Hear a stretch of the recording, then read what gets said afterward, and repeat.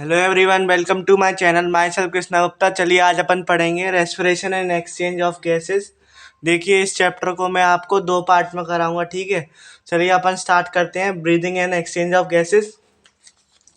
देखिए, ये अपना क्या है, फूड है। फूड का क्या होता है, पहले अपना क्या होता है, डाइजेशन। डाइजेशन आप पूरा डिटेल में मैंने आपको बताया था इससे पहले। अगर आपने वो नहीं देखा तो पहले आप वो देखिए, फिर आप ये वाले चैप्टर को देखिए, ठीक है।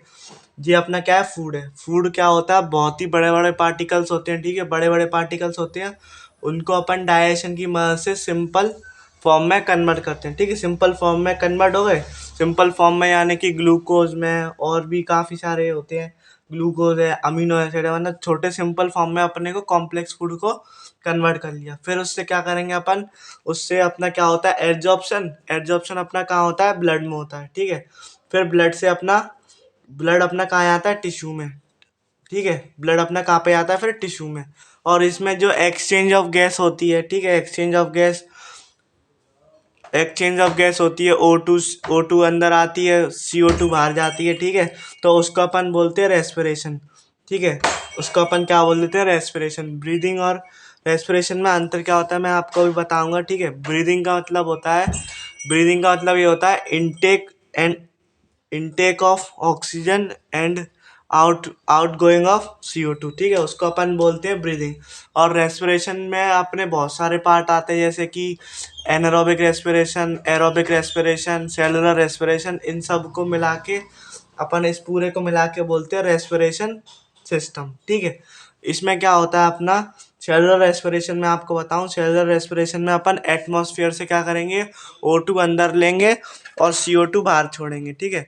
O2 अंदर लेते हैं और CO2 बाहर छोड़ते हैं, ठीक है। ये अपना क्या होता है, सेलुलर रेस्पिरेशन। ये अपना क्या होता है, सेलुलर रेस्पिरेशन, ठीक है। इसी इसी चीज को अपन कहते हैं रेस्पिरेशन। और रेस्पिरेशन जो आपने फूड खाया था, ठीक है, जो हमने फूड खाया था उससे जो है एनर्जी निकलवाएगा। एनर्जी यानी कि ATP निकलवाएगा। फिर उससे अपन को क्या करने की, काम करने की, वर्क करने की एनर्जी मिलेगी, ठीक है। उससे अपन क्या कर सकते हैं, एनर्जी गेन करते हैं, ठीक है। जैसे कि जो अपना प्लांट रेस्पिरेशन होता है, आपने प्लांट रेस्पिरेशन पढ़ा हो तो उसमें अपन क्या करते हैं, बड़े बड़े मैक्रो मॉलिक्यूल्स से उनको पहले छोटे मॉलिक्यूल्स में तोड़ते हैं, फिर उससे अपन क्या करते हैं, एनर्जी की फॉर्मेशन करते हैं। तो सेम काम अपना इधर होता है, उसी को अपन बोलते हैं रेस्पिरेशन, ठीक है। अब अपन बात करते हैं रेस्पिरेटरी ऑर्गन्स की, जो कि अपने जैसे कि कॉर्डेटा, हेमिकॉर्डेटा वगैरह वाले आते हैं ना, उनमें कौन कौन सी चीज़ों से रेस्पिरेशन होता है, कौन कौन से ऑर्गन से रेस्पिरेशन होता है, ठीक है। उसमें कौन कौन से ऑर्गन से रेस्पिरेशन होता है, देखिए मैं आपको बताऊं। जो अपने कौन से नॉन कॉर्डेट्स हैं, ठीक है, कॉर्डेट्स वाले अपने पास कितने 11 फाइलम आते हैं, ठीक है। उसमें से पॉरीफेरा से लेके एस्की एलमंथिस तक अपना जो रेस्पिरेशन होता है वो किसकी मदद से होता है, डिफ्यूजन की मदद से, ठीक है। डिफ्यूजन आपको पता होगा, diffusion high concentration to low concentration बिना किसी एनर्जी के होता है, ठीक है। कैसा, इसमें क्या करते हैं, पार्टिकल रैंडम मोशन करते हैं, ठीक है। ये सब मैंने आपको बताया था जब ट्रांसपोर्ट इन प्लांट्स वाला चैप्टर पढ़ाया था, तब उसमें मैंने आपको डिटेल में बताया था, ठीक है। इसमें क्या होता है, इन पॉरीफेरा, सीलेंट्रेटा, कॉलेंट्रेटा, प्लेटी एलमंथीस और एसके एलमंथीस में नॉर्मल डिफ्यूजन से अपना रेस्पिरेशन होता है, ठीक है। अपना एनिलिडा में जो अपना वो आता है ना, अर्थवर्म, हिडूनी हिडूनिएरिया और नीरेस, ये सब किससे करते हैं, अपने मॉइस्ट क्यूटिकल से रेस्पिरेशन करते हैं, ठीक है। और अपने आर्थ्रोपोडा थोड़ा सा वाइड है, ठीक है। अलग अलग चीज़ें, मतलब अलग अलग इंसेक्ट वगैरह अलग अलग उससे करते हैं, जैसे कि फ्रॉन्स जो करते हैं अपने किससे करते हैं, गिल से, ठीक है। क्रैब अपने किससे करते हैं, बुक लंग से। इंसेक्ट अपने किससे करता है, ट्रैकिया से। और स्कॉर्पियन किससे करता है, अपना बुक लंग से, ठीक है। क्रैब अपने, सॉरी मैंने गलत बोल दिया, बुक गिल से करते हैं, ठीक है। और स्कॉर्पियन अपने बुक लंग से करते हैं। और अपने ये इंसेक्ट ट्रैकिया ट्यूब से करते हैं। जैसे कि आपने कॉकरोच पढ़ा हो, उसमें ट्रैकिया ट्यूब्स पाए जाते हैं ना, 10 पेयर स्पाइरेकल्स जिनको बोलते हैं, उससे अपनी O2 CO2 अंदर बाहर जाती है, ठीक है, लेटरल साइड में प्रेजेंट होते हैं, मैंने आपको बताया था कॉकरोच में, सेम वही चीज़ है, ठीक है। अब अपन बात करते हैं आगे, अपना जो मोलस्का में कैसे होते हैं, फीदर लाइक गिल्स होते हैं, ठीक है, फेदर लाइक गिल्स होते हैं मोलस्का में। मोलस्का अपना कौन सा फाइलम है, 8 नंबर का फाइलम है, ठीक है। फिर अपन बात करते हैं काइनोडर्मेटा, एक्वेटिक होते हैं तो इनमें क्या होंगे, गिल्स होंगे। हेमिकॉर्डेटा भी एक्वेटिक होते हैं तो इनमें भी क्या होते हैं, गिल्स होते हैं, ठीक है। अपने यूरोकॉर्डेटा, सेपेलोकॉर्डेटा, इनमें क्या होते हैं, फेरेंजियल गिल्स क्या होते हैं इनमें। अब अपना जो है यहाँ तक अपना कॉर्डेटा वाला पार्ट खत्म हो गया। अब अपन बात कर रहे हैं आगे अलग अलग क्लासिफिकेशन की, ठीक है। यूरोकॉर्डेटा और सेपेलोकॉर्डेटा में जो है फेरेंजियल गिल्ड सिल्ट होता है। फिर उससे अपन आ जाते हैं नॉन कॉर्डेटास में, जैसे कि फिश में क्या होता है, अपने सबको मालूम है गिल्स होते हैं, क्योंकि वो एक्वेटिक एनिमल है, इस वजह से उनके पास क्या होते हैं, गिल्स होते हैं। और अपने एम्फीबियन के पास देखो, एम्फीबियंस में अपना जो फ्रॉग है वो 3 प्रकार से कर सकता है, पहला लंग्स, दूसरा गिल्स, और तीसरा अपना मॉइस्ट स्किन, ठीक है। लंग्स गिल्स देखो, अपना जो जब जमीन पर आता है तब अपना किससे करता है, वो लंग से करता है। जब पानी में जाता है तब अपना किससे करता है, गिल से करता है, ठीक है। जमीन में आता है दोनों से करता है, अपना मॉइस्ट स्किन से भी करता है और लंग से भी करता है, ठीक है, जब फ्रॉग।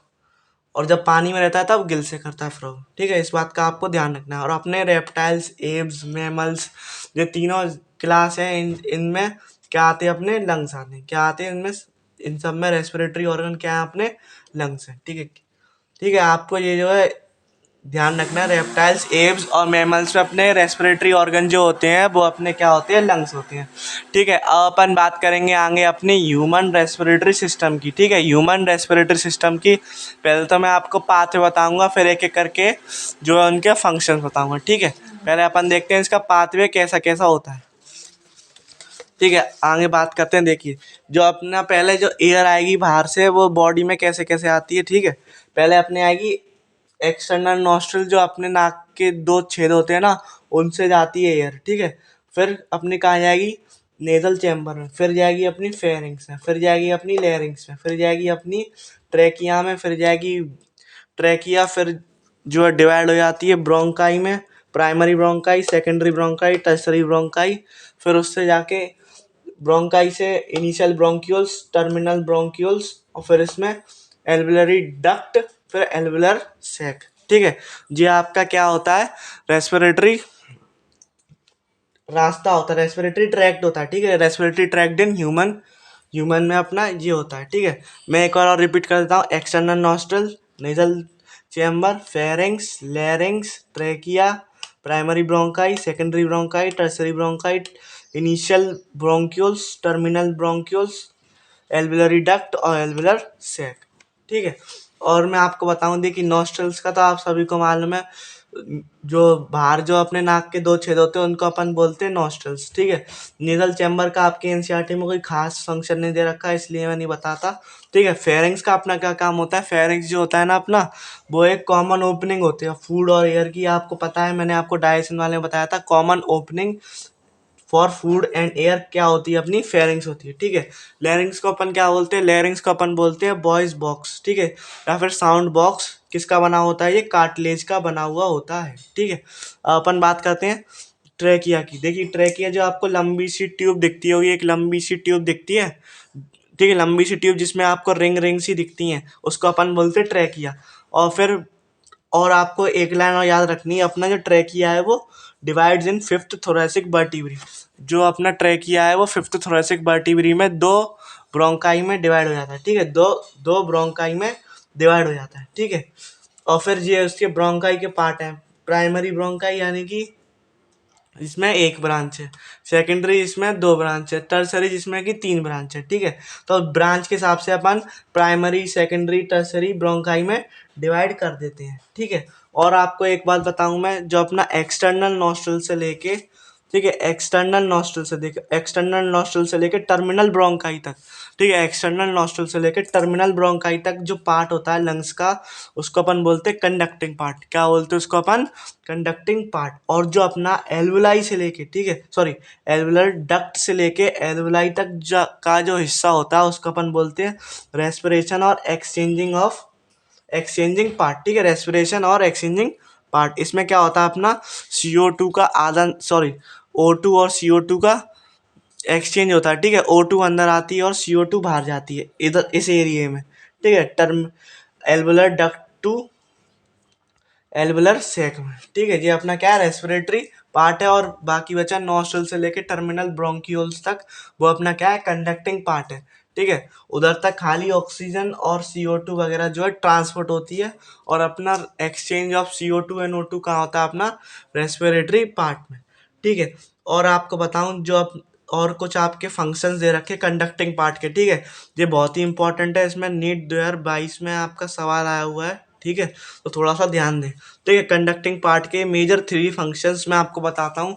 जो अपने नॉस्ट्रल्स होते हैं ना, नॉस्ट्रल्स के पास क्या होते हैं, अपने कुछ फाइन हेयर्स होते हैं, ठीक है। कुछ फाइन एयर्स होते हैं जो कि अपना क्या करते हैं, which helps in purifying the air, ठीक है। कोई डस्ट पार्टिकल आया या फिर कोई भी जर्म्स वगैरह आते हैं तो उनको जो है वो एयर को प्योरीफाई करके भेजते हैं, ताकि अंदर जो है कोई इन्फेक्शन नहीं हो लंग्स में, ठीक है।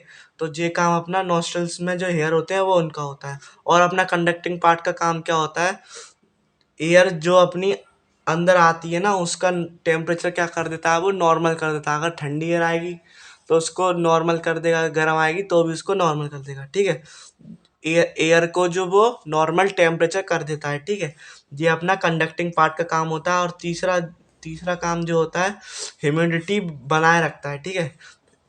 ह्यूमिडिटी बनाए रखता है, ठीक है। ह्यूमिडिटी वो बनाए रखता है, ये तीसरा काम होता है अपना कंडक्टिंग पार्ट का। पहला अपना क्या काम होता है, प्योरीफाई द एयर, ठीक है। दूसरा अपना काम काम क्या होता है, जो भी अपनी एयर आती है उसका टेम्परेचर कंट्रोल करके रखता है। और तीसरा अपना ह्यूमिडिटी बनाए रखता है, ठीक है। और मैं आपको बताऊं, जो अपना ट्रैकिया है, प्राइमरी ब्रोंकाई है, secondary bronchi, tertiary bronchi, initial bronchiole तक, ठीक है। इनिशियल ब्रोंक्यूल तक, ट्रैकिया से लेके इनिशियल ब्रोंक्यूल तक जो आप देखते हैं ना, रिंग रिंग सी स्ट्रक्चर देखते हो, उसको अपन क्या बोलते हैं, कार्टिलेजिनस रिंग होती है, ठीक है। इनके पास कार्टिलेजिनस रिंग होती है, क्यों होती है, ताकि जो है अपना ट्रैकिया वगैरह कोलैप्स नहीं करे। अगर कोलैप्स कर जाएगा तो अपने को सांस लेने में दिक्कत होगी, ठीक है। तो अपने को प्रिवेंट फ्रॉम कोलैप्स, ठीक है, प्रिवेंट फ्रॉम कोलैप्स, इनको कोलैप्स होने से बचाते हैं। इस वजह से अपने कार्टिलेजिनस रिंग होते हैं, ठीक है। मैं आपको बताता हूँ। और जो क्या नाम है, लंग्स होते हैं, ठीक है। लंग्स आपको पता होगा, लंग्स अपने ऐसे शेप के होते हैं, ठीक है। ये मान लो अपने 2 लंग्स हैं, ठीक है। ये अपने क्या है, 2 लंग्स हैं, ठीक है। इनके बाहर जो अपनी ये कवरिंग होती है, इसको अपन क्या बोलते हैं, प्लूरा कवरिंग, ठीक है। मेम्ब्रेन प्लूरा मेम्ब्रेन ठीक है। ये अपने को किससे बचाती है, फ्रिक्शन से बचाती है, ठीक है। डबल मेम्ब्रेनस स्ट्रक्चर होती है। और ये अपने को रिड्यूस फ्रिक्शन, ठीक है, कोई भी फ्रिक्शन को रिड्यूस करती है, यानी कि फोर्स, आप जैसे समझो, आपको अगर कोई झटका वगैरह लगता है तो उससे बचाती है, ठीक है। मतलब ये लेयर कुल मिला के ये है, लंग्स को सपोर्ट और प्रोटेक्शन देती है, ठीक है। ये प्लूरा मेम्ब्रेन का काम होता है। और मैं आपको बताऊं, जो अपना लंग्स है वो किस में पाया जाता है, थोरैसिक चैम्बर में। और those lungs was present in thoracic chamber and dorsally, ठीक है। लंग्स अपना कहाँ पाया जाता है, अपना थोरैसिक चैम्बर में पाया जाता है। थोरैक्स आपको पता है अपने 3 पार्ट होते हैं, ठीक है। किसी भी ह्यूमन के या किसी भी इंसेक्ट के 3 पार्ट होते हैं, हेड, थॉरैक्स, एब्डोमेन, ठीक है, एब्डोमेन। तो अपना लंग्स किस में पाया जाता है, इसमें थोरैसिक वाले रीजन में, थोरैसिक चैम्बर में पाया जाता है, ठीक है। और डॉर्सली अपना लंग्स जो कवर्ड होता है, ठीक है, डॉर्सली कवर्ड होता है अपना, सॉरी, डॉर्सली यानी कि पीछे की तरफ, पीछे की तरफ इस, यानी कि इस तरफ आप मान लो ये लंग्स है, ठीक है। डॉर्सली यानी कि पीछे की तरफ किससे कवर्ड होता है, ये वेंट्रल कॉलम से, यानी कि जो अपनी वेंट्रल कॉलम होती है ना, उससे। और वेंट्रली किससे होता है, अपना स्टर्नम से। स्टर्नम आप पढ़ोगे जब लोकोमोशन एंड मूवमेंट वाला चैप्टर आएगा, तब आगे एक बोन होती है, इससे अपनी 7 पेयर ऑफ रिब्स जुड़ी होती हैं, उसको अपन बोलते हैं स्टर्नम। तो वेंट्रली अपनी किससे कवर होती है, लंग्स, स्टर्नम से। और लेटरली यानी कि साइड वाइज अपनी किससे कवर होगी, अपनी रिब केस से। और लोअर लोअर को तो आपको पता ही है, लोअर साइड पे अपना क्या होता है, डोम शेप्ड डायफ्राम, ठीक है। लोअर साइड पे अपना क्या होता है, डोम शेप्ड डायफ्राम। और मैं आपको लंग्स का डायग्राम दिखाता हूँ, जो आपके एनसीईआरटी में आपको ये याद होना चाहिए, इसकी लेवलिंग पूछ ली जाती है, ठीक है। आपका नीट 2013 में सवाल आया था इसकी लेवलिंग से, इसलिए आप थोड़ा सा ध्यान दें, ठीक है। और आप देखें, और मैं आपको एक चीज़ बताना भूल गया, जो अपना एपिग्लोटिस होता है वो क्या करता है, एक ढक्कन जैसी शेप होती है। मैंने आपको डायजेशन वाले बताया था, एक ढक्कन होता है कार्टिलेज का, ठीक है, कार्टिलेज फ्लैप्स होता है, ठीक है, एक ढक्कन जैसी शेप का होता है, कार्टिलेज का बना होता है, कार्टिलेज फ्लैप, ठीक है, कार्टिलेज फ्लैप होता है ये क्या करता है, जो अपनी ग्लोटिस ग्लोटिस नाम की जो ओपनिंग होती है किसकी, ट्रेकिया की, ग्लोटिस नाम की जो ओपनिंग होती है ट्रेकिया की, उसको ढक के रखता है। कब ढक के रखता है, जब अपन कोई खाना खाते हैं ना, तो उसको जो है ढक लेता है ताकि उसमें खाना नहीं जाए। कभी आपको पता हो अपने को ठसका आता है, कभी कभी खाते समय अपन बोलते हैं या करते हैं, तो क्या होता है, अपना जो कुछ खाना होता है ना, वो अपना गलती से ट्रेकिया में चला जाता है, इस वजह से अपने को ठसका आता है, ठीक है। कभी मान लो अपना एपिग्लोटिस ढंग से वर्क नहीं कर पाया तो ऐसा हो जाता है, ठीक है। तभी इस वजह से अपने को ठसका आता है, ताकि जो खाना उसमें चला गया हो वो वापस से बाहर आ जाए, ठीक है, मतलब वापस से बाहर आके फूड पाइप में जाए। और फिर उसके बाद अपना क्या आता है, लेरिंग्स। लेरिंग्स मैंने आपको बताया साउंड बॉक्स को, वॉइस बॉक्स को कहते हैं।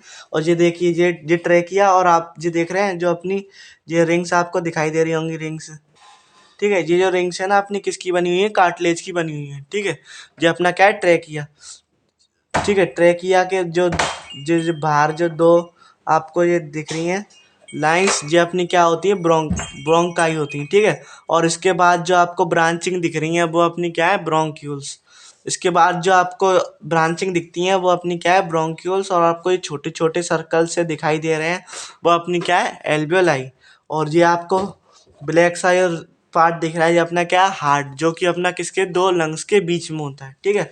अपना हार्ट कैसा होता है, दो लंग्स के बीच में होता है, और थोड़ा सा लेफ्ट की तरफ टिल्टेड होता है ना, तभी आप देख सकते हैं एक लंग आपका छोटा दिखाई देगा और एक लंग आपका बड़ा दिखाई देगा, ठीक है। और जो आपको ये डोम सी शेप का स्ट्रक्चर दिखाई दे रहा है, ये अपना क्या है, ये अपना क्या है, डायफ्राम, क्या है ये अपना डायफ्राम, ठीक है। और मैंने आपको बताया था जो अपना लेटरल लेटरल यानी कि आपको एक चेन सा स्ट्रक्चर दिख रहा होगा, ये अपना क्या है, रिब केज है, क्या है ये अपना रिब केज। लेटरली मैंने आपको बताया, लेटरली लंग्स को कवर करता है ये, और वेंट्रली यानी कि लंग्स के ऊपर, तो लंग्स के ऊपर अपनी कौन सी होती है, स्टर्नम होती है, वेंट्रली। और डॉर्सली लंग्स के पीछे कौन सपोर्ट देगा इसको, वो देता है अपना वेंट्रल कॉलम, ठीक है। और नीचे से अपना कौन सपोर्ट देता है, डायफ्राम, ठीक है। ये आपका था ह्यूमन ह्यूमन रेस्पिरेटरी सिस्टम वाला, ठीक है।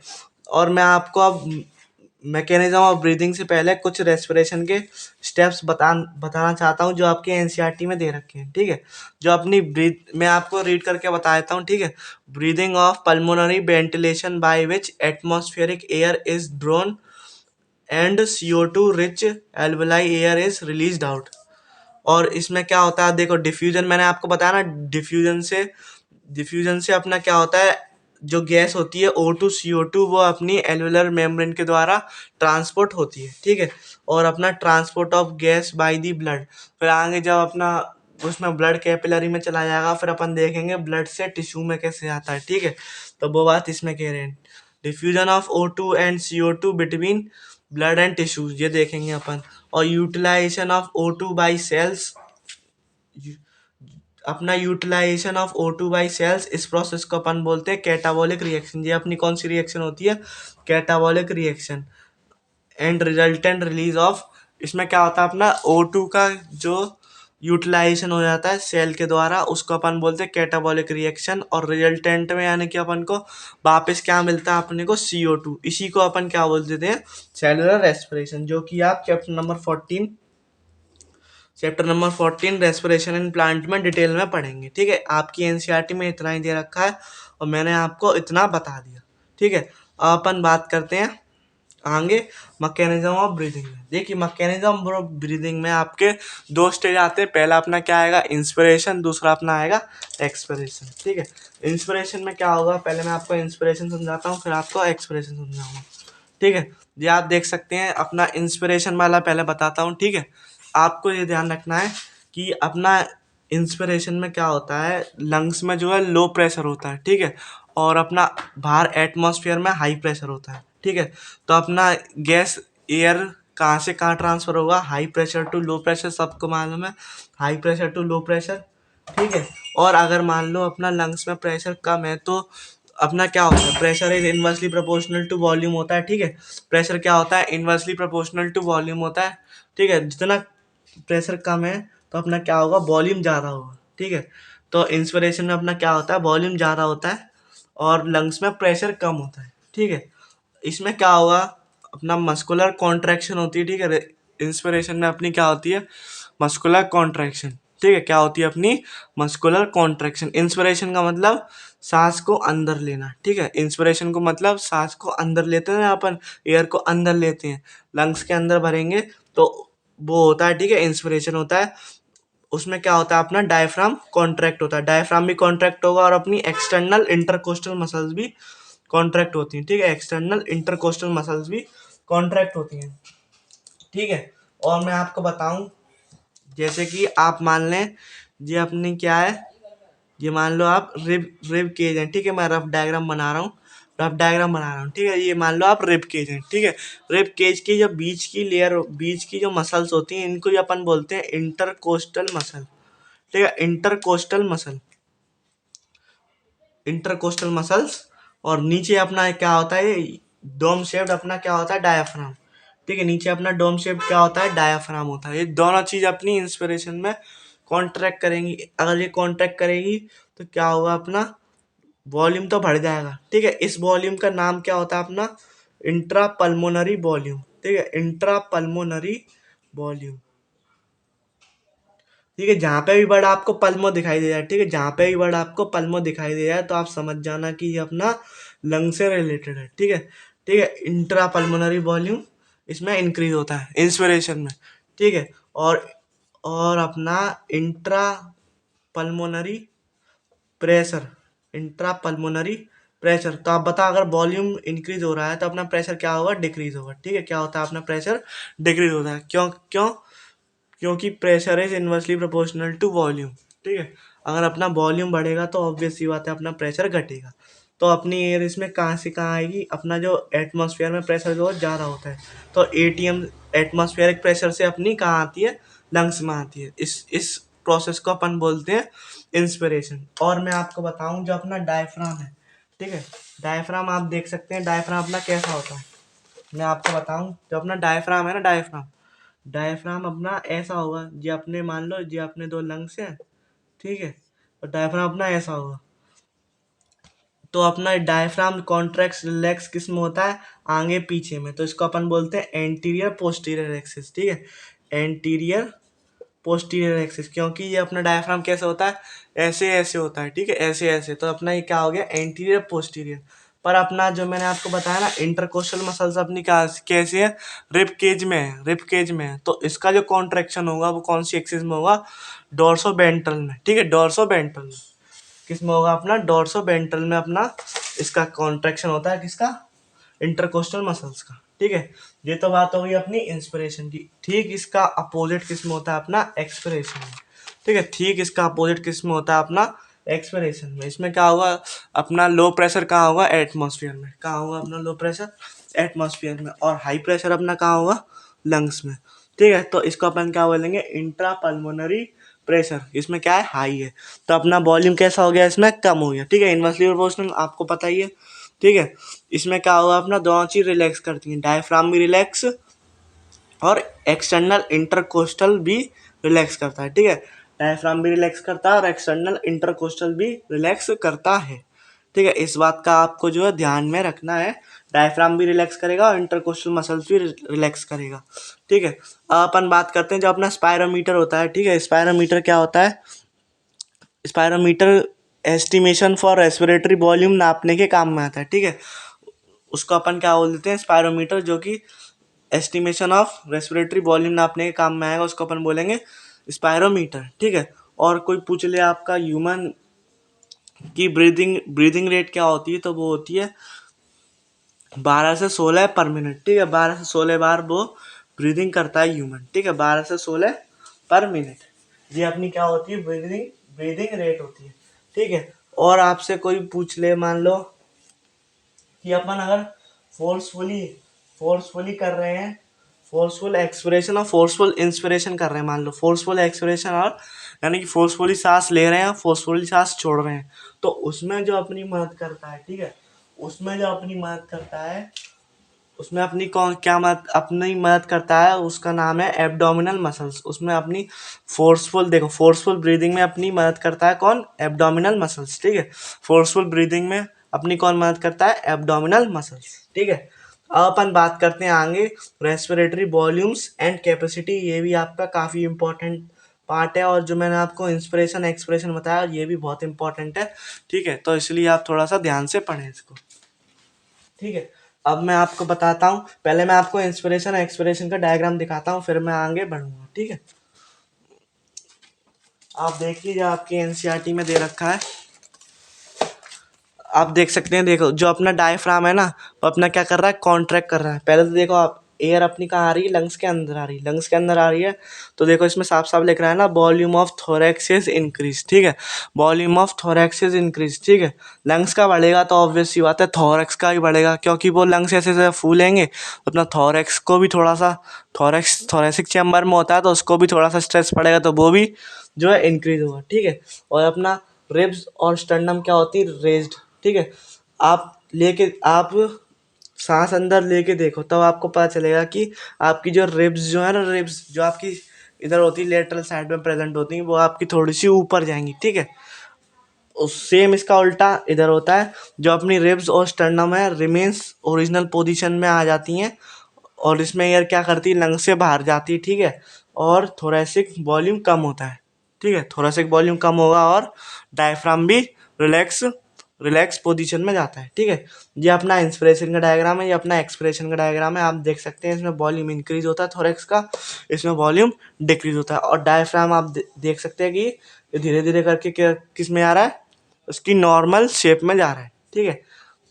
और इसमें जो है डायफ्राम नीचे की तरफ जा रहा है, यानी कि एक्सपेंड हो रहा है, ठीक है, ठीक है।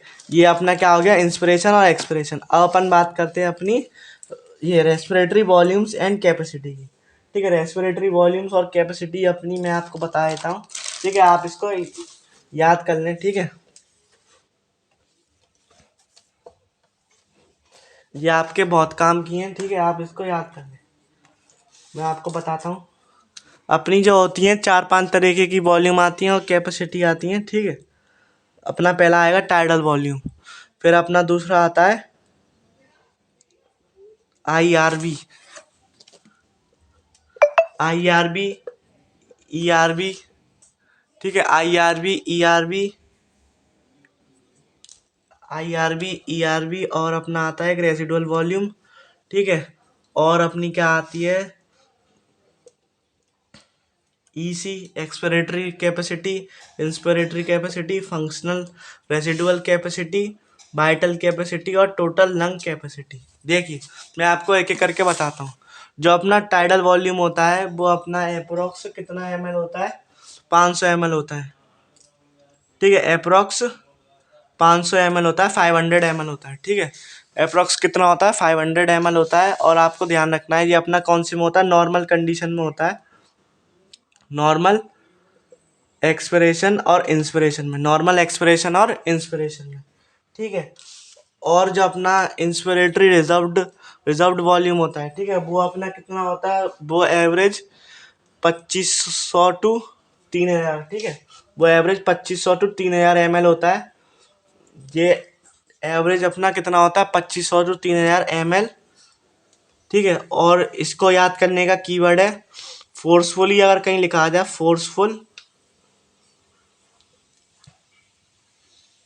फोर्सफुल इंस्पिरेशन, ठीक है। इसको याद करने का कीवर्ड है फोर्सफुल इंस्पिरेशन। अपन अब बात करते हैं ERB की। ERB में अपना क्या होता है, ERB में जो होता है अपना वॉल्यूम होता है 100 टू 1100 ml, ठीक है। इसको याद करने का कीवर्ड है फोर्सफुल एक्सपायरेशन, ठीक है, एक्सपायरेशन। RV मतलब कि रेसिडुअल वॉल्यूम, ठीक है, RV यानी कि रेसिडुअल वॉल्यूम। तो इसको याद करने का कीवर्ड है volume remaining after forceful expiration, ठीक है। तो इसको अपन क्या बोल देंगे, residual volume, volume remaining after forceful expiration, इसको अपन क्या बोल देते हैं, रेजिडुअल वॉल्यूम। और इसकी जो वैल्यू एवरेज लगभग आती है 1100 ml टू 1200 ml, ठीक है। अपन एक एक करके बात करते हैं अपनी कैपेसिटी की। एक अपनी आती है ईसी, ईसी यानी कि एक्सपिरेशन कैपेसिटी। एक्सपिरेशन कैपेसिटी को याद करने का कीवर्ड है total volume, total volume, total volume x, total volume expire after normal inspiration, ठीक है। Total volume expire after a normal inspiration, total volume expire after a normal inspiration, इसको अपन बोलेंगे EC यानी कि एक्सटर्नल, सॉरी, एक्सपिरेशन कैपेसिटी। और इसमें अपनी आती है ईआरबी प्लस टीवी, यानी कि अगर इसका अपन सम करें, ईआरबी मैंने आपको कितनी बताई थी, आप इसकी बड़ी वाली वैल्यू ले लो 1100 प्लस टीवी अपना कितना होता है 500, तो ये अपना हो गया अप्रोक्स 1600 ml। ये अपनी क्या होती है, एक्सपिरेटरी कैपेसिटी, एक्सपिरेशन कैपेसिटी। और अपनी inspiration capacity total volume, total volume inspire after normal, after normal expiration, ठीक है। यहाँ नॉर्मल इंस्पिरेशन उल्टा होता है, ठीक है। ईसी में नॉर्मल इंस्पिरेशन होता है, उधर नॉर्मल एक्सपिरेशन होता है, ठीक है। और इसमें कौन कौन से आते हैं अपने, ईआरबी प्लस टीवी, ठीक है, ईआरबी प्लस टीवी। अब अपनी क्या रहेगी, फंक्शनल रेजिडुअल वॉल्यूम। और देखिए टोटल लंग कैपेसिटी याद करना बहुत ही आसान है इसमें, इसका कीवर्ड याद करने का है total volume of air accommodate, total volume of air accommodate, ठीक है, total volume of air accommodate, ठीक है। वाइटल कैपेसिटी को याद करने का जो अपना कीवर्ड है मैं आपको बता देता हूँ, ठीक है। वाइटल कैपेसिटी को कैसे याद करें, ठीक है। वाइटल कैपेसिटी को याद करने का जो कीवर्ड है अपना वो है maximum volume, maximum volume, maximum volume after forceful inspiration, sorry forceful expiration, forceful expiration, maximum volume after forceful expiration, उसको अपन बोलते हैं वाइटल कैपेसिटी, ठीक है। और वाइटल कैपेसिटी को अपन ये भी कह सकते हैं total lung capacity minus residual volume, इसको अपन ये भी कह सकते हैं। और इसमें अपने आते हैं ईआरबी, ठीक है, आईआरबी और अपना टाइडल वॉल्यूम, इन सब का सम आता है, ठीक है। इसको अपन बोलते हैं vital capacity. Total lung capacity बता दी मैंने आपको, वाइटल कैपेसिटी बता दी। अब अपन बात करते हैं अपनी जो आखिरी रह गई है, वो अपनी रह गई फंक्शनल रेजिडुअल वॉल्यूम, ठीक है। Functional residual, sorry functional residual capacity, इसका क्या है, the volume of air remain after normal inspiration, volume of air remains after, after normal expiration, ठीक है, after normal expiration, volume of air remains after normal expiration, ठीक है। इसमें जो अपना आता है वो आता है अपना ERB plus, ERB plus residual volume, ठीक है। इसमें जो आता है अपना ईआरबी प्लस रेजिडुअल वॉल्यूम, आप इन सब का सम कर लेना तो आपका जो है इसमें एमएल में आ जाएगा, ठीक है। और मैं आपको बताऊं जो अपना अप्रोक्स, अप्रोक्स में जो अपना हेल्दी पर्सन नॉर्मली एक्सपायर और इंस्पायर कितना एमएल कर सकता है, कितना एमएल, कितना एमएल कर सकता है, ठीक है, इतना वॉल्यूम नॉर्मल आदमी, ठीक है, हेल्दी आदमी, healthy man can normally expire, यानी कि सांस को बाहर छोड़ना और सांस को अंदर लेना लगभग कितना वॉल्यूम कर सकता है वो 6,000 टू 8,000 ml, ठीक है। नॉर्मल हेल्दी मैन इतना अपना एक्सपायर और इंस्पायर कर सकता है। टोटल मिला देंगे अपन वॉल्यूम तो इसका आएगा 6,000 टू 8,000 ml, ठीक है। इसी के साथ आपका जो है ये रेस्पिरेटरी वॉल्यूम कैपेसिटी वाला जो है टॉपिक खत्म होता है, ठीक है। अब अपना जो रह गया अपना एल्विलाई वाला रह गया, ठीक है। अपना रह गया अब एक्सचेंज ऑफ गैसेस वाला टॉपिक और transport of gas, regulation of respiration and some disorders, ठीक है। मैं आपको इस वाले वीडियो में एक्सचेंज ऑफ गैस वाला भी आपको बता देता हूँ और बाकी बच्चा जितना ही पार्ट रहेगा वो अपना पार्ट 2 में आएगा, ठीक है। अब अपन बात करते हैं आगे एक्सचेंज ऑफ गैस की। देखिए जो अपना एक्सचेंज ऑफ गैस होता है वो मेनली अपना कहाँ होता है, एल्विलाई में होता है, ठीक है। एक्सचेंज ऑफ गैस होता है वो मेनली अपना कहाँ होता है, एल्विलाई में होता है, ठीक है। एक्सचेंज ऑफ गैस होता है वो मेनली अपना कहाँ होता है, एल्विलाई में होता है, ठीक है। Primary side of exchange of gas उसको अपन क्या बोलते हैं, एल्विलाई बोलते हैं, ठीक है। Exchange of gases occurs between blood and tissue of CO2 and O2 exchange in the side, ठीक है। अपना एक्सचेंज किसकी वजह से होता है, by with the help of pressure gradient, ठीक है। High pressure to low pressure, जब तक ग्रेडियंट नहीं होगा तब तक कोई भी चीज़ अपनी ट्रांसफर नहीं होती, चाहे वो सॉलिड हो चाहे वो गैस हो, ठीक है। चाहे वो सॉलिड हो या फिर गैस हो। कौन सी दो अपनी गैस का ट्रांसपोर्ट होता है इसमें, कौन सी दो गैस का एक्सचेंज होता है अपना, CO2 एंड O2, इन दोनों का अपना एक्सचेंज होता है, इन दोनों का अपना एक्सचेंज होता है, ठीक है। और पार्शियल प्रेशर आप किसको कहते हैं, ऐसा प्रेशर जो कि कोई भी pressure contributed by the one gases in the mixture उसको अपन बोलते हैं पार्शियल प्रेशर, ठीक है। Pressure contributed by the one gas उसको अपन बोलते हैं partial pressure of the gas, ठीक है। और अपना अलग अलग जगह पे अलग अलग पार्शियल प्रेशर होता है, अपना अलग अलग जगह पे अलग अलग पार्शियल प्रेशर होता है, ठीक है। जैसे कि अपना एटमॉस्फेयर में किसका पार्शियल प्रेशर ज़्यादा होता है किसका कम होता है, एल्विलाई में क्या होता है, ब्लड डीऑक्सीजेनेटेड ब्लड में क्या होता है, ऑक्सीजनेटेड ब्लड में क्या होता है अपना पार्शियल प्रेशर, O2 CO2 का टिश्यू में क्या होता है, ठीक है। इसके बारे में अपन देखते हैं, ये आपकी एनसीईआरटी की टेबल है, ठीक है। ये भी अपनी इंपॉर्टेंट है। एटमॉस्फेयर में अपन बात करें तो अपना O2 का ज़्यादा होता है, 159 होता है पार्शियल प्रेशर, CO2 का 0.3 होता है। एल्विलाई में अपन बात करें 104 O2 का होता है और 40 अपना CO2 का होता है। डीऑक्सीजनेटेड ब्लड में अपन बात करें O2 का तो उसका 40 होता है और CO2 का 45 होता है, ठीक है।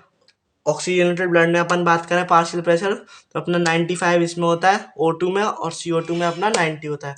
टिश्यू में अपन बात करें तो अपना 40 इसमें होता है ऑक्सीजन में और 45 अपना CO2 में होता है, ठीक है। ये तो अपनी बात होगी पार्शियल प्रेशर की। पार्शियल प्रेशर आप समझ गए, जो कि जो कि एक गैस कंट्रीब्यूट करती है इन अ मिक्सचर ऑफ बहुत सारी गैसेस में, उसको अपन बोलते हैं पार्शियल प्रेशर, ठीक है। Pressure contributed by the one gas in a mixture of gases, इसको अपन बोलते हैं पार्शियल प्रेशर, ठीक है। अब अपन बात करते हैं आगे। अब अपनी जो है एल्विलाई की बात करते हैं, ठीक है। अपनी एल्विलाई के पास जो होता है ना, क्या होता है अपनी एल्विलाई के पास 3 लेयर होती है, ठीक है। अपनी एल्विलाई के पास 3 लेयर होती हैं और इसमें जो अपना ट्रांसपोर्ट होता है, transport of gases CO2 O2 का, वो अपना किसकी मदद से होता है, डिफ्यूजन की मदद से होता है, ठीक है। ये आप देख सकते हैं आपकी एनसीईआरटी में ये डायग्राम दे रखा है, ठीक है, एल्विलाई का। उससे पहले मैं आपको ये वाला डायग्राम समझाना चाहूँगा, ठीक है। जैसे जो ऊपर दे रखा है ये भी आपका बहुत इंपॉर्टेंट डायग्राम है, इसलिए आप थोड़ा सा ध्यान दें इस पे डायग्राम पे। देखिए जो अपनी आपको ये दिख रही है ना, ये सैक लाइक स्ट्रक्चर, इसको अपन क्या बोलते हैं, एल्विलाई। एल्विलाई में आप देख सकते हैं 104 किसका होता है, O2 का होता है और CO2 का 40 होता है, ठीक है। अपना एक एक्सचेंज तो यहाँ हो जाएगा, ठीक है। एक एक्सचेंज अपना यहाँ होता है, ठीक है। एक एक्सचेंज अपना यहाँ पे होता है एल्विलाई से ब्लड कैपिलरी में, एक एक्सचेंज अपना यहाँ पे होता है और एक अपना यहाँ पे होता है, ठीक है। इधर अपना किस में होगा, ये अपनी एल्विलाई है, ये अपनी ब्लड कैपिलरी है। तो इसमें क्या होगा अपना, देखो O2 का जो पार्शियल प्रेशर बहुत ज़्यादा है और किस में, एल्विलाई में, पर अपना ब्लड में तो नहीं है इतना पार्शियल प्रेशर O2 का, ठीक है। तो अपना क्या होगा, O2 हाई टू लो आएगा, यानी कि O2 एल्वेलाई से किस में जाता है, ब्लड में। और CO2 का अपना जो ब्लड में हाई होता है, ठीक है। CO2 का जो अपना पार्शियल प्रेशर होता है ब्लड में हाई होता है, तो वो जाएगा किस में, एल्वेलाई में, ब्लड टू एल्वेलाई में जाएगा, ठीक है। और अपना जो आप ये अपनी पिंक वाली जो आपकी जो दिख रही है, पिंक वाली आपको जो ट्यूब दिख रही है, ये अपनी क्या है, बेन्स, ठीक है। बेन्स अपना क्या करती हैं, ऑक्सीजनेटेड ब्लड ले जाती हैं। और जो आपको ब्लू वाली दिख रही है वो अपनी क्या है, आर्टरी, वो अपना क्या करती है, डीऑक्सीजनेटेड ब्लड ले जाती है, ठीक है। तो अपना जो है पहले अपना क्या था, ब्लड डीऑक्सीजनेटेड था, ठीक है।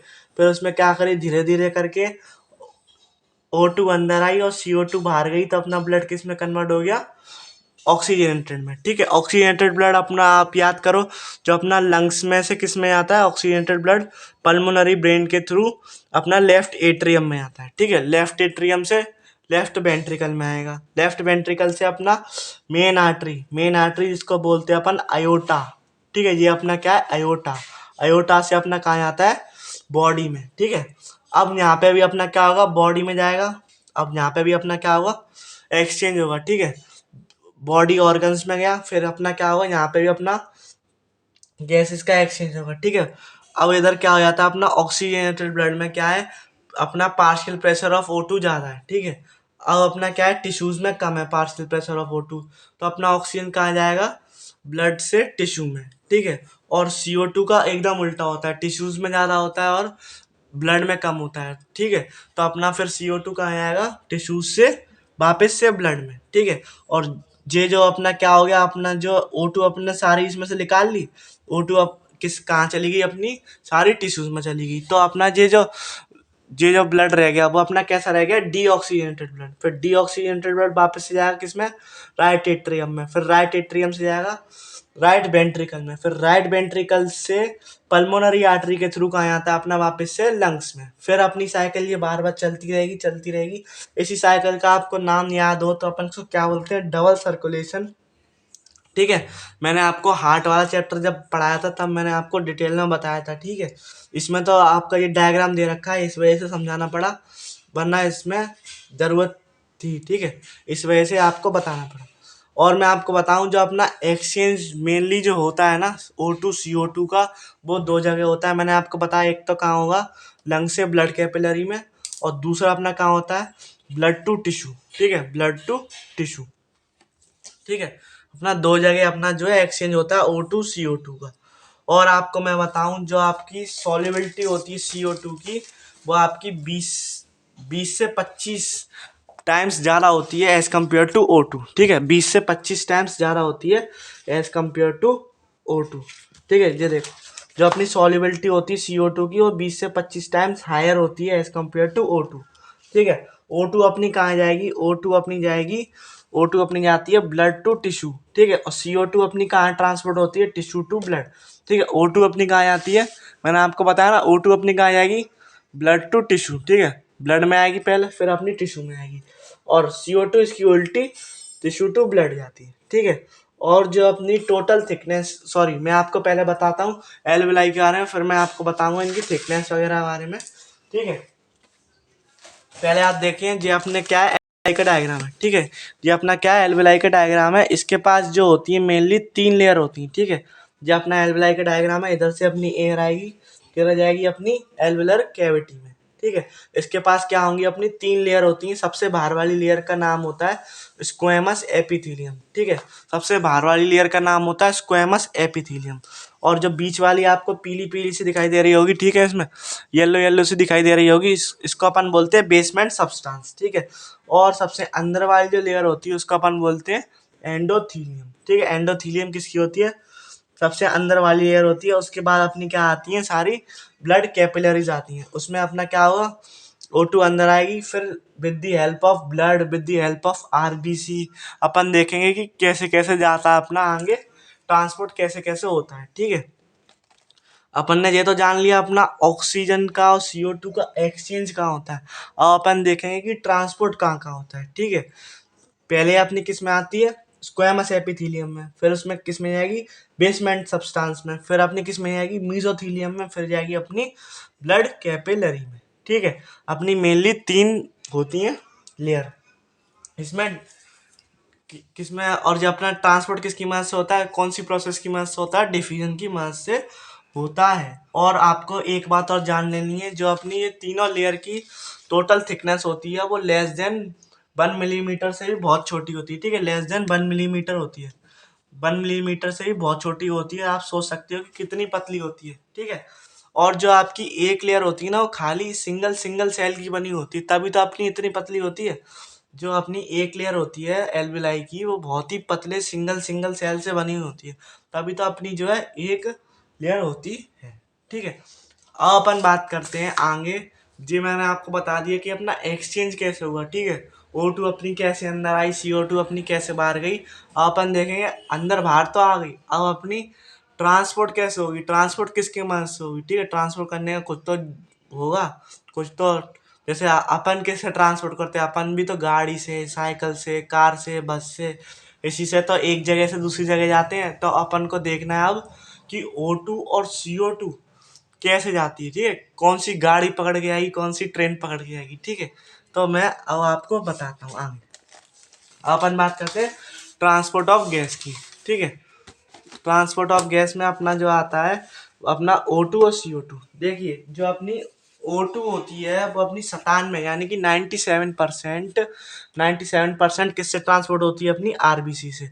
और 3% डिजॉल्व स्टेट में, ठीक है, 3% अपनी डिजॉल्व स्टेट में किससे ट्रांसपोर्ट होगी, अपनी प्लाज्मा से। 3% अपनी डिजॉल्व स्टेट में किससे ट्रांसपोर्ट होती है, प्लाज्मा से, ठीक है। और अपनी CO2 जो होती है वो अपनी ट्रांसपोर्ट होती है 3 तरीके से, ठीक है। 70% किस किस फॉर्म में होती है, अपनी बाइकार्बोनेट की फॉर्म में। 70% अपनी CO2 ट्रांसपोर्ट होती है, वो किस फॉर्म में होती है, अपनी बाइकार्बोनेट की फॉर्म में। और 23% अपनी किसकी फॉर्म में होती है, 23% कौन कराता है, अपनी RBC कराता है।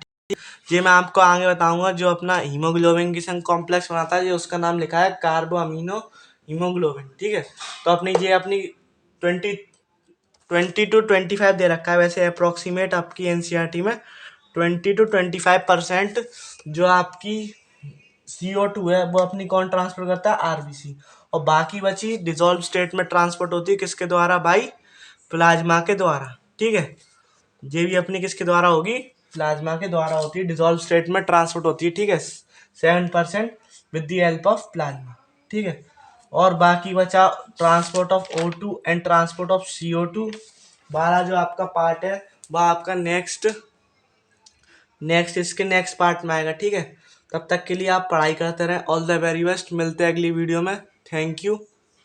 और अगर आपको वीडियो पसंद आए तो आप इसे लाइक करें, शेयर करें अपने दोस्तों के संग, ठीक है। और ऐसे ही और कंटेंट के लिए आप इस चैनल को सब्सक्राइब करें। मैं आपको है ना ऐसे काफ़ी सारे चैप्टरों का रिवीजन करा दूंगा, ठीक है। मेरी जो वीडियो होती है वो काफ़ी शॉर्ट होती हैं, कोई कोई चैप्टर जो लंबा खिंच जाता है, जैसे कि आप देख सकते हैं ये आपकी लगभग 50 मिनट की वीडियो हो गई, पर इसमें मैंने आपको आधे से ज़्यादा चैप्टर करा दिया, ठीक है। अब इसका नेक्स्ट पार्ट आएगा वो उससे छोटा होगा, 20 या 30 मिनट का होगा, 1.5 घंटे में आपका पूरा चैप्टर रिवाइज हो जाएगा, ठीक है। इसीलिए आप इस चैनल को सब्सक्राइब करें, और मेरा जितना भी कंटेंट होता है वो आप देख रहे हैं कि NCERT का होता है, ठीक है। मैं आपको NCERT डायग्राम भी दिखाता हूँ, तो इससे आप आराम से कर सकते हैं। और और आप जो है NCERT को काफ़ी बार पढ़ें, डिटेल में पढ़ें, क्योंकि आप देख सकते हैं 2022 में आपके काफ़ी सवाल ऐसे थे जो आपके NCERT के बीच बीच में से पूछे जा रहे हैं, ठीक है। अब आप देख सकते हैं 2020, 2021, 2022 में कितने सवाल आपके NCERT से आते हैं, ठीक है। तो आप NCERT को फोकस करें, ना कि आप अपने कोचिंग की मॉड्यूल वगैरह पे नहीं करें, ठीक है। और एक्स्ट्रा भी नहीं पढ़ें, आप NCERT में जितना उतना पढ़ें। कुछ जो चीज़ें एक्स्ट्रा होती हैं वो आपके टीचर्स जो लेक्चर लेते हैं वो आपको बता देते हैं, ठीक है। और अगर आपको लग रहा हो कि मेरे से कोई चीज़ रह गई है, या कोई चीज़ छूट गई है, या आपको राइटिंग समझ में नहीं आती मेरी, या कोई भी दिक्कत है, या कुछ भी आपको मेरे से चाहिए, तो आप कमेंट्स कर सकते हैं, ठीक है। वीडियो के नीचे डाल दें, जब मुझे समय होगा तब मैं आपके रिप्लाई कर दूंगा, ठीक है। तब तक के लिए पढ़ाई करते रहें। ऑल द वेरी बेस्ट, मिलते हैं अगली वीडियो में। Thank you.